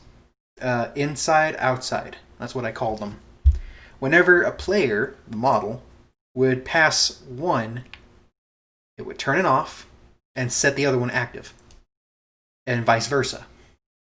So you'd always have the 2 together, and then you'd always place it in the room, wherever there was an open doorway. Then when you go through it, it would change the camera perspective. You'd have multiple cameras in the room, and they would be set off until you passed one of those. And it would just do that for almost everything. Really ingenious design. And I just kept experimenting with it, and in the end, I came up with like tons of different versions of it. One thing I wanted to do, though, was replace the cube model. Oh, I love this camera. The rotating camera. I love that. Oh, goodness. The shadowing effects, too, and the lighting. It's really brilliant. I wanted to see about changing the model into a human, but it didn't work. Okay, and then we go to the hallway. Another camera I wanted to do here, in this particular point, was where the camera would follow you downward. Like, I could move down, and it would just go like that with me. But I never got it functioning correctly. I probably can figure it out now. And I made a tutorial video on YouTube for this video. For everybody to figure out and stuff. Just teach them basics of how to do this sort of thing. Make it look good.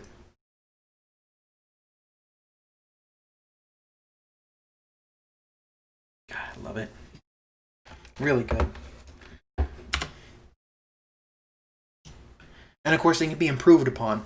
The thing I did with it is I made it so that people could go in, copy the code, and improve upon what I've done to make their own games.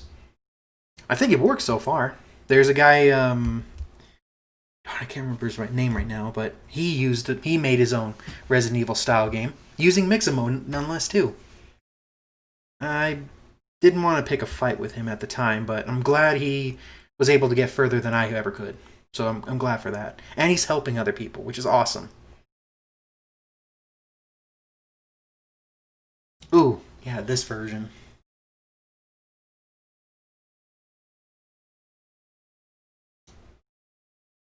This was an improved version. A title screen. And, did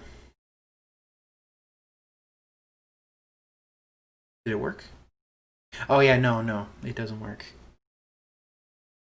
Yeah, multiplayer. It only sends you to this room. Since my game and Doom had so many similar things, I decided to use the Doom sprite because it was already pre-built. At the time, I'm continually. Right now, I don't have any of the animations done. It takes a lot of hand-drawn pictures to get that thing working, so I have to use the Doom sprite as a placeholder, just to see if this thing even works. And as you can see, it works perfectly.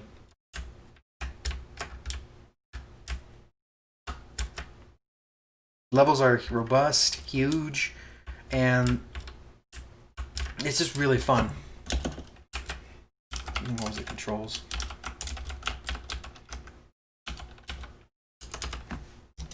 There we go.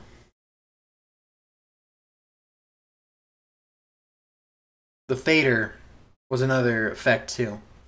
If I press the mouse button, it'd fade to the next room.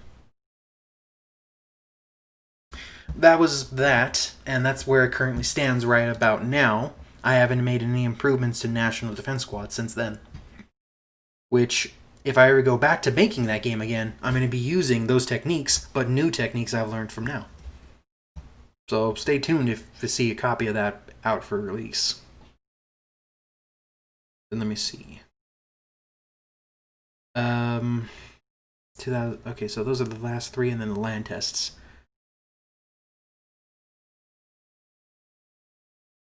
Yeah. 2D platformer. I wanted to make my own 2.5D platformer since I love Castlevania Symphony of the Night. And at the time, Bloodstained Ritual of the Night was coming out.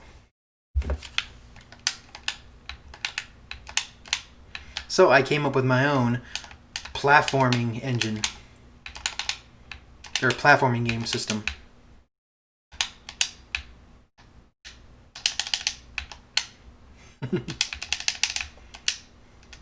I should really release a tutorial on how to do this. This was really cool. And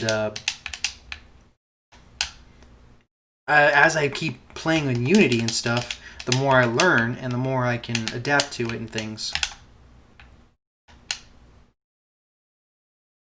I used the tutorial for just the basic movement and stuff, but then I improved it with attack animations and what was it?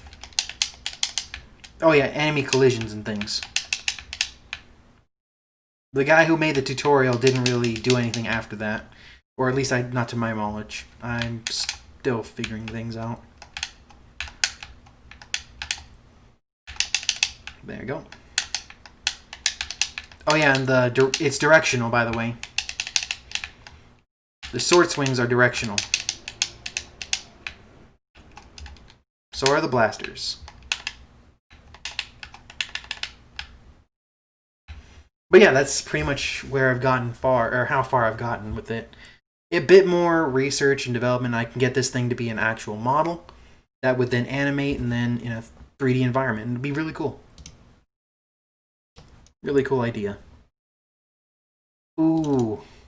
I decided to use GameMaker one last time to make my own arcade game. Straight from one moment to the very end. Just outright boom. I even wrote my own music for it. Oh, thanks, WearTag. Glad you're watching my video. Hope things are good on your side. Sorry if there's any glitches.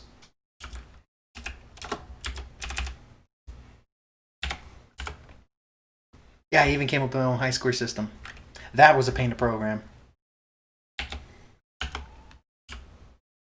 Simple Pac-Man clone. Made this game myself. From the ground up using all homemade assets. I even made an arcade cabinet to put this thing in. Oh.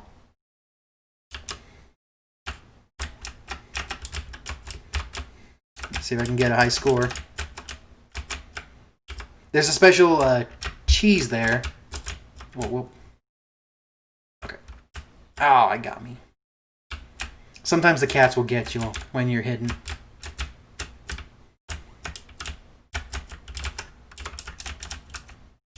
Let's get that cheese. There we go.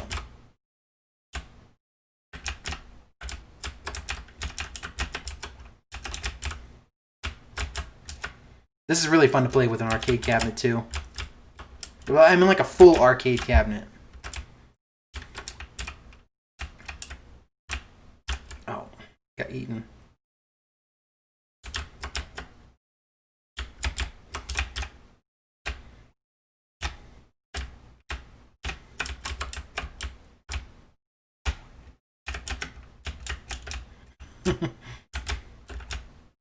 Actually, you know what? I could turn on the audio. Oh, whoops. There we go.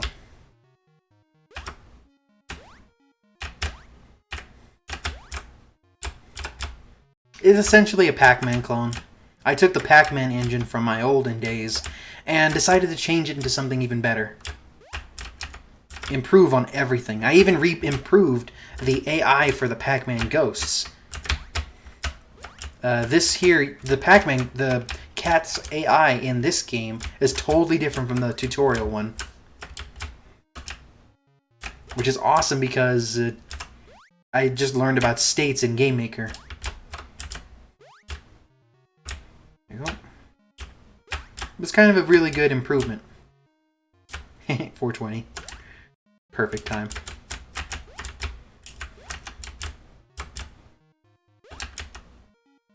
Let's see how long I can survive. I only have 2 more lives left. And the way this game works is that the more coins you put in, the more lives you get. If I put in 1 more coin right now, I get 3 more lives, and then another coin, another 3, and so on and so forth. Of course, this was just very simple, only for quarter and for play and things, and you know, there's that. I'll release this one day for people to play. But I hope one day I can actually just build my own arcade cabinet. That's what I would love to do. Ooh. Ah. 630. Let's see if I can get to 1,000. No.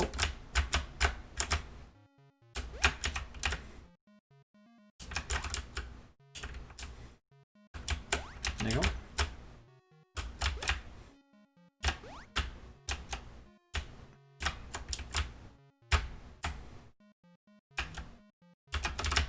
I missed the cheese. Darn cat. Okay. Gotcha. 800. So far, so good. 3.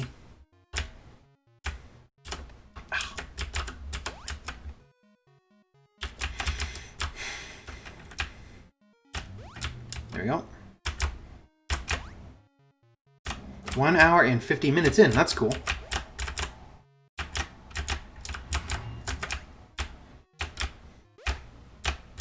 Sorry if I don't talk a lot right now. I'm not really a good multitasker. It's just impossible for me to multitask. I'll try my best, but for the most part, I suck at it. So I apologize for that. Oh, no. Whoa. Oh. Bloody cats. Their input is... Here's the little secret about the cats here.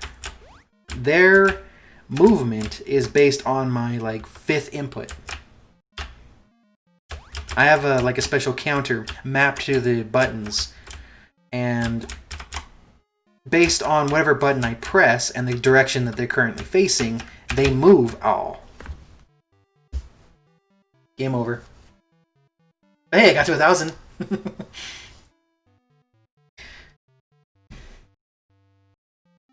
I'm gonna put A R T. Haha, number 1. There's that game. The last time I used Game Maker Studio 1. At the time of that thing, Game Maker Studio 2 was coming out, and my friends wanted to build a game with it, and I helped them as best they could, but they decided just, work on something else. Oh, and I also created this game too. My nieces I was building a game for them based on My Little Pony. Great series. And so I took some sprites from DeviantArt, made my own town sprites, floor sprites, grass sprites, and it's all modular, so you can just make your own houses and stuff instantly. Oof. That's another thing too. Some of the sounds were handmade, which is not really good. But one day I plan to rebuild this game in the proper engine, Unity. But that's that. So, another thing I can cover. 2018 rolled by. And then 2019 started coming in. And that's when I was getting into the kick of, can I make could I make an online game? So let me see.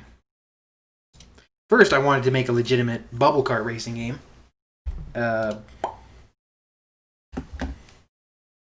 This is cool too because I was also teaching students at the time how to build video games.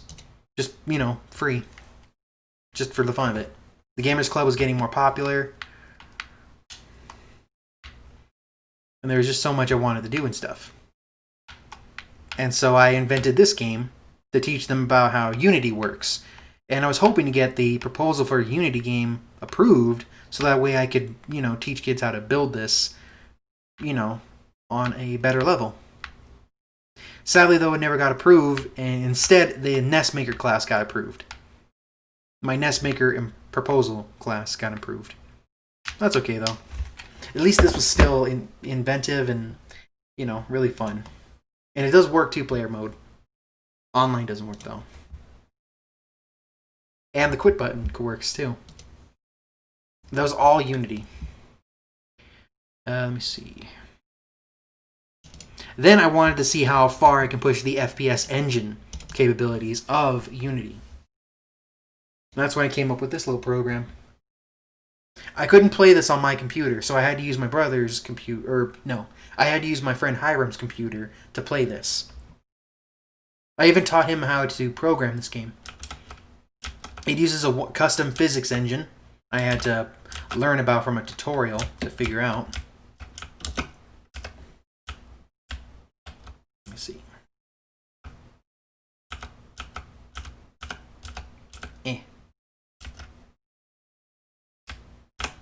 Yeah, it's a little buggy.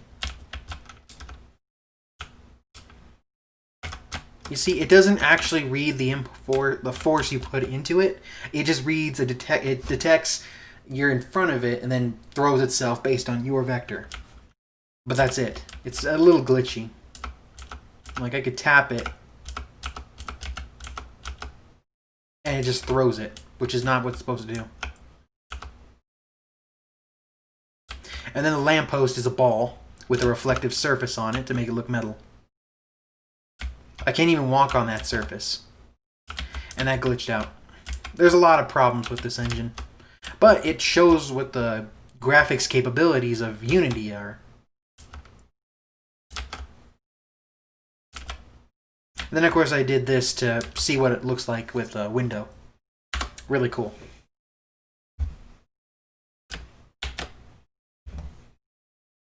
It was a good FPS test. And then... Ooh, the North King demo. I decided to remake my video game Howler's Champion in 3D. And so I came up with this. With the learning that I came from with the first-person tutorial test. I even made my own models.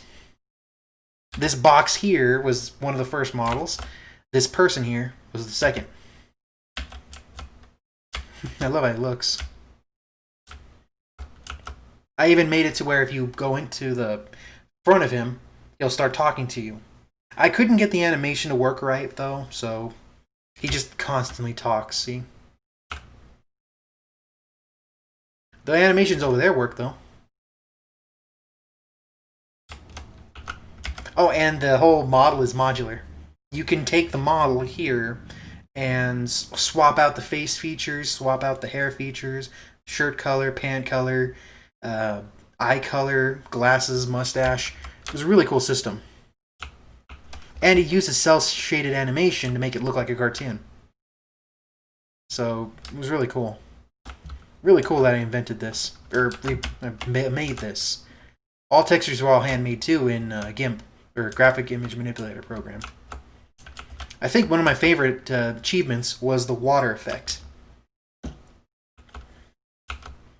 Look at that pristine water. What it is that it's 4 pictures that plays one after the other in a coroutine. I figured out how to do that, and then I applied it to a model out there, which is how we were able to get this guy right here to talk. The problem is that I couldn't get it to work on one coroutine, then another. I'm still learning a lot of Unity and stuff, and it's all home learning. Everything I'm learning in this game is all just my own experience and testing and things. But yeah, it's so far so good.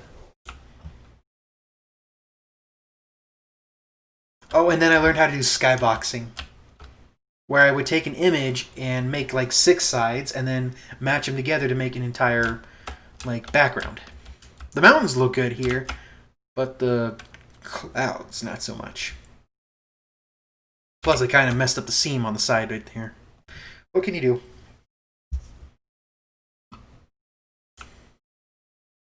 Looks great though.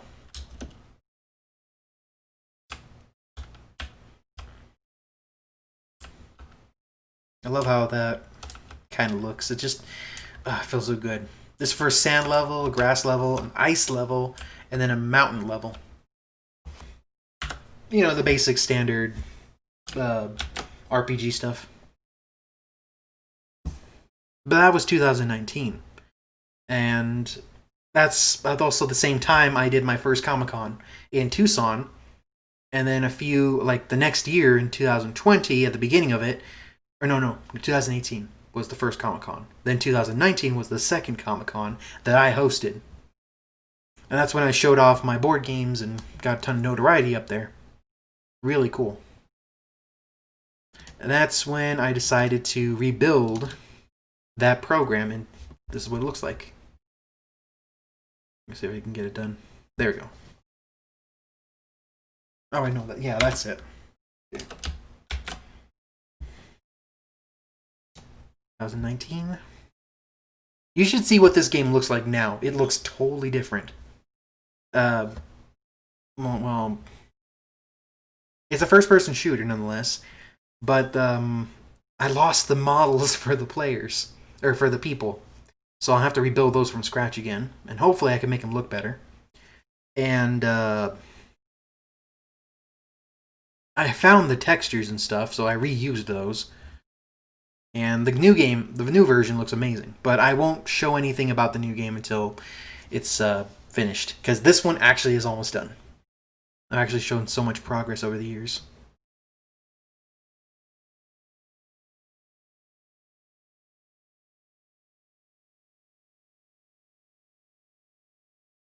That doesn't sound good. Alright. Oh, the land test. I wanted to show this.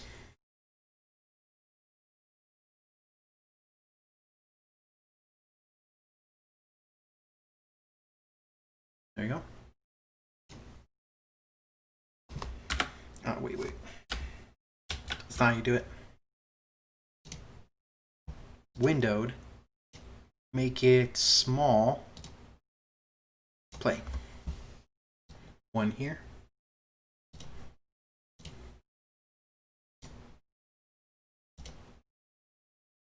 One here. Name this one Joe. Name this one Bill. Play. Connecting. Play. Connecting. The single player. Multiplayer.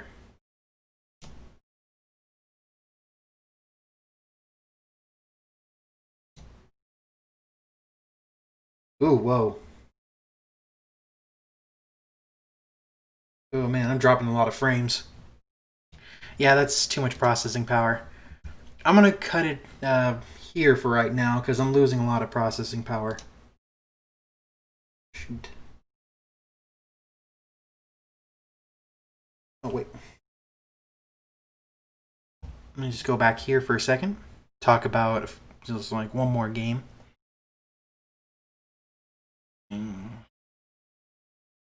Oh yeah. I met my girlfriend in 2020 during the pandemic and things. It was awful. I mean, the pandemic's awful. Meeting her was the best thing of that year ever. And so I also met her kid, and I made a game for her. She has a Macintosh or a iPad, so I made her a tennis game for the iPad. And so this is it. I can't play it because I don't have an emulator for that. But I made an Android one, and hopefully I'll put that on the internet. I even made a drag and drop test to make it function. And I'm even working on the North King again, this 3D version, but it's better built, and it's still in production, so I'm still working on it. So, I hope you guys had a wonderful time at my stream, and let me see. I really can't tell how many people are watching at the moment, but I hope you guys had fun playing through this trip down memory lane. It was really good to talk about some of these and things, and it's cathartic, for me at least.